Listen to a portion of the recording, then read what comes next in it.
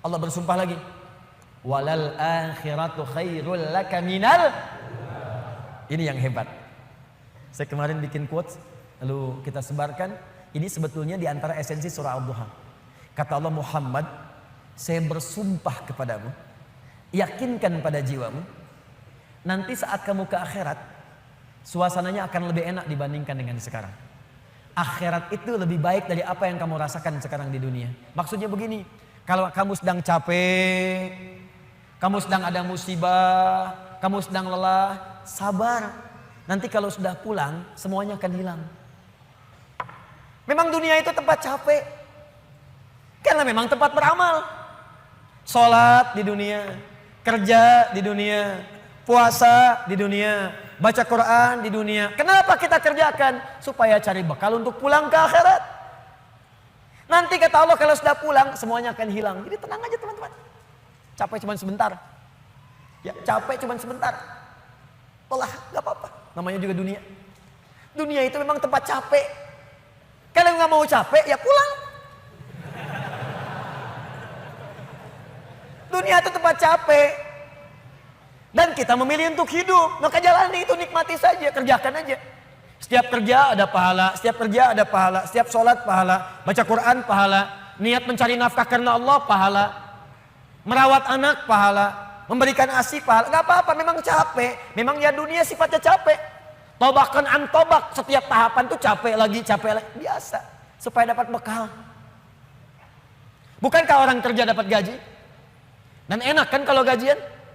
Dan kalau sudah dapat gaji, lupa kan 29 hari ke belakang? Anda itu bekerja, kerja, berangkat gelap, pulang gelap. Tapi kalau sudah dapat gaji, semua itu kan hilang lupanya. Pergi ke Lembang, ya, jalan sama keluarga. Ada yang ke Palembang beli pempek, ada yang ke Lembang beli mak Lembang. Semuanya kayaknya hilang aja. Besoknya kerja lagi. Kata Allah, saya janjikan yang lebih dahsyat. Kamu sabar saat di dunia, karena dunia memang tempatnya capek. Kamu cari bekal aja. Nanti saat pulang ke akhirat, saya berikan yang lebih indah dan nggak akan pernah ada capek lagi. Sholat udah nggak ada lagi. Jadi jangan pernah bercita-cita nanti di surga Firdaus saya tahajud lagi. Terlampau soleh. Udah nggak ada. Baca Quran nggak ada lagi. Yang ada itu masuk surga dengan Qurannya. At-Tirmidzi nomor hadis 2915. Dipakaikan di atasnya mahkota, dipakaikan di badannya jubah kehormatan, dipakaikan di tangannya gelang-gelang emas, pakaiannya sutra. Quran surah ke-35 ayat ke-33. Jannatu adnin yadkhulunaha yuhallawna fiha min asawir, ya, min dhahabin wa lu'lu'a wa libasuhum fiha harir. Ahli Quran mau masuk ke surga pakai jubah, pakai mahkota, emas, sutra, semua naik. Apa yang terjadi? Dimintakan membaca Quran yang dia biasa bacakan saat di dunia. Jadi setiap dia baca naik. Iqra wartaqi fa inna akhira qiraatika akhiru manzilatika. Baca Quran yang biasa engkau bacakan saat di dunia. Nanti akhir bacaanmu, di situ tempat tinggalmu di surga. Dan berita baiknya, dia bisa menggandeng bapaknya, ibunya, suaminya, istrinya, anak-anak, cucu ikut di belakang semua. Kalau mereka orang yang beriman dan soleh di hadapan Allah Subhanahu wa taala. Dipimpin oleh ahli Quran, naik ke surga.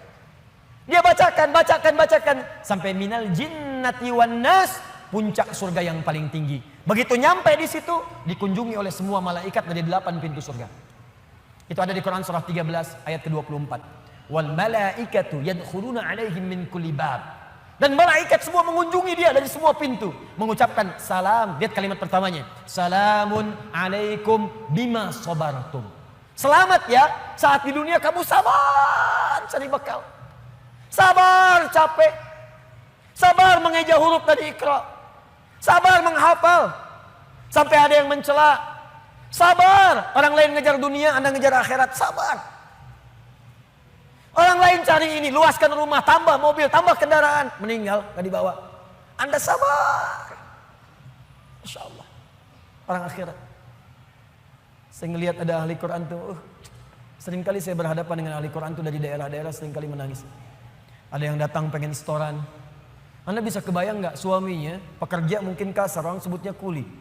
Istrinya ngambilin kayu bakar, kadang ke sawah.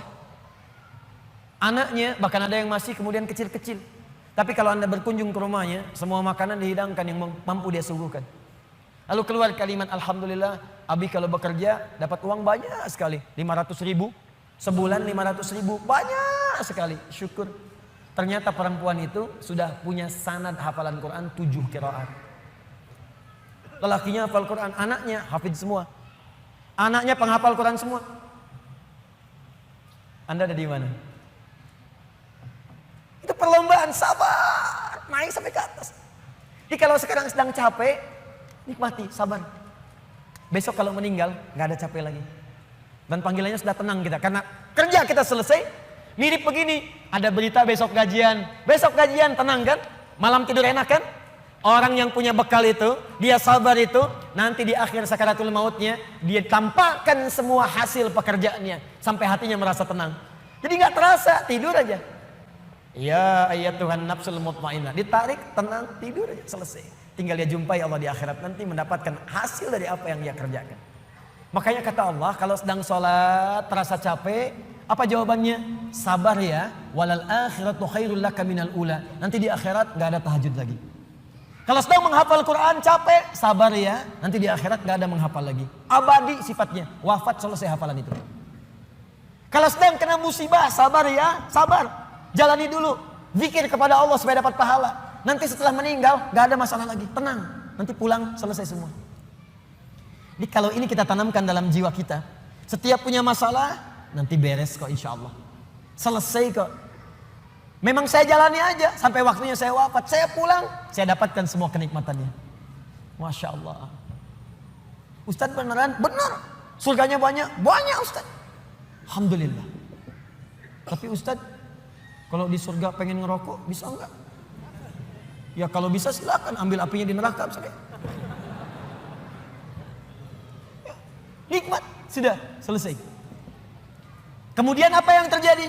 Wala saufa yu'tika rabbuka fatarda. Ini yang paling dahsyat. Nanti di akhirat kata Allah, kalau kamu sabar saat di dunia sekarang, Bu, Pak, sabar tahajud, sabar merawat anak, sabar sekolahkan mereka ke pesantren, sabar talaki Al-Quran, sabar berjamaah ke masjid. Anda kerja di pemerintahan, kerja jadi pegawai, ada yang berdagang, ada yang bisnis, sabar. Waktunya sholat, waktunya zakat, sabar. Nanti kata Allah, saat pulang ke akhirat, wala saufa yu'tika rabbuka fatarda. Saya akan berikan semua yang kamu inginkan sampai puas. Kaidah nikmat itu, kaidah nikmat. Semua bicara termasuk dalam Al-Quran selama hidup di dunia. Kaidah nikmat itu gak ada yang pernah puas. Saya ulang ya, nikmat itu gak ada yang pernah puas. Contoh, punya sepeda nikmat bukan? Punya motor nikmat tidak? Punya mobil nikmat tidak? Pertanyaan saya, ketika Anda dapat sepeda, apakah merasa cukup dengan sepeda? Kalau sudah dapat sepeda pengen apa? Sudah dapat motor pengen apa? Sudah punya mobil pengen apa? Pesawat, garasi nggak punya,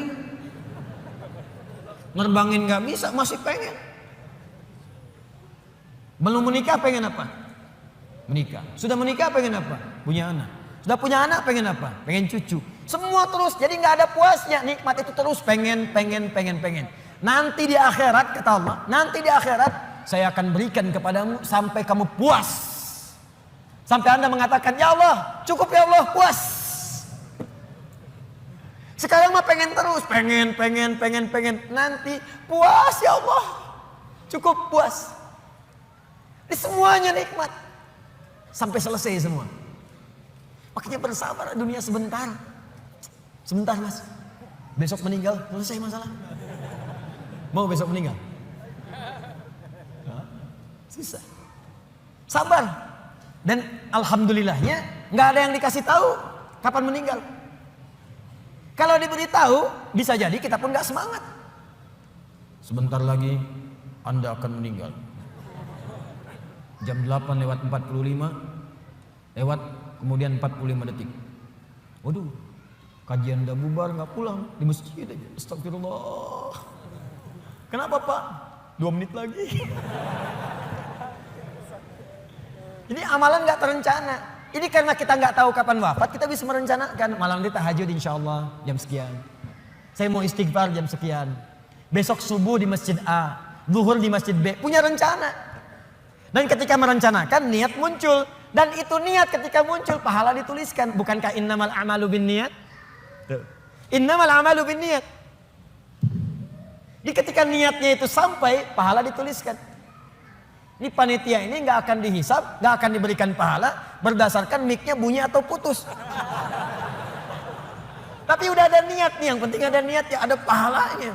Masalah bunyi putus perjuangan saya di sini.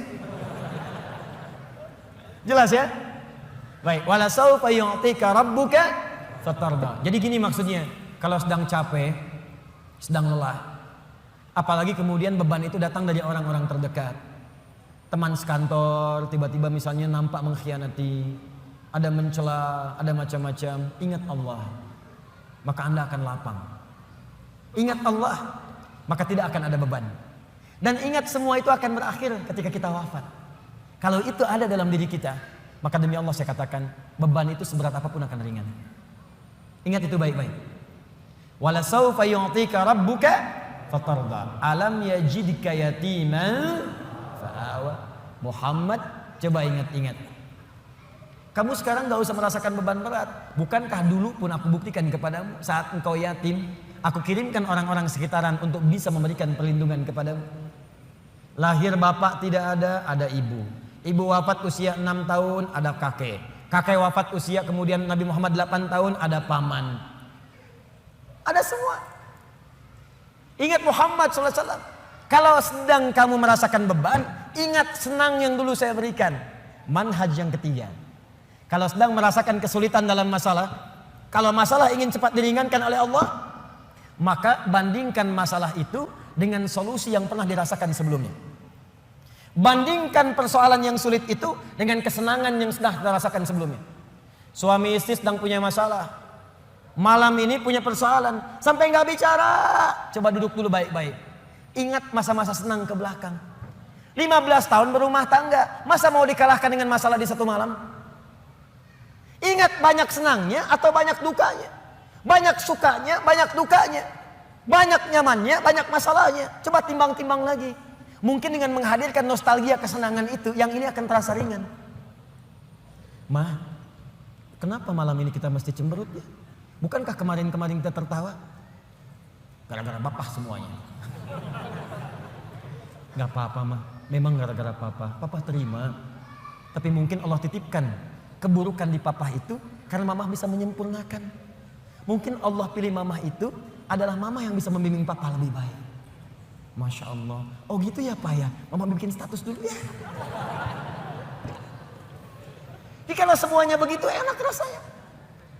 Tapi memang diucapkan mudah, menjalaninya belum tentu mudah. Ustadz juga begitu. Ya, makanya jarang sekali ada ustadz ceramah bawa istrinya. Nah, jadi kalau kita punya persoalan yang kecil-kecil sekarang, ingat masa lalu. Bu, Pak. Ya maaf di kantor ada masalah. Masalahnya hari itu. Jangan langsung merasa berat. Ada proyek gak selesai dimarahin sama bos. Anda kerja sudah 10 tahun, dimarahin baru hari itu. Senangnya kan banyak, udah 9 tahun.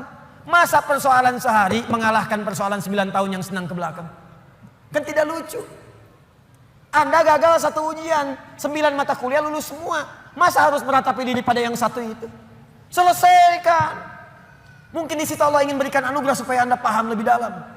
Mungkin disitulah kepakaran Anda supaya belajar lebih dalam lagi. Diangkat kemudian karena pakar itu, di masalah itu. Saya dulu itu setiap menghadapi pelajaran-pelajaran bahasa, apalagi balaghah macam-macam dan sebagainya itu. Di situ perasaan awal pertama sulit saya hadapi. Begitu dihadapi rupanya Allah menginginkan kita lebih fokus pada masalah itu. Seakan awalnya susah, ternyata ada nikmat di balik itu. Itulah poinnya teman-teman sekalian.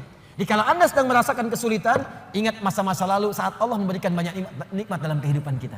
Jelas sampai di sini?